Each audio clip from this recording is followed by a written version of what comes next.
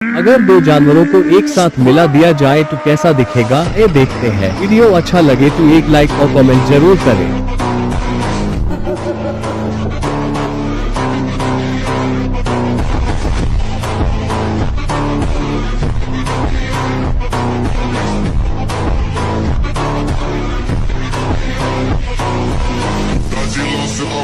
Segurando, olha a via, zapata relaxando, olha a pica safada.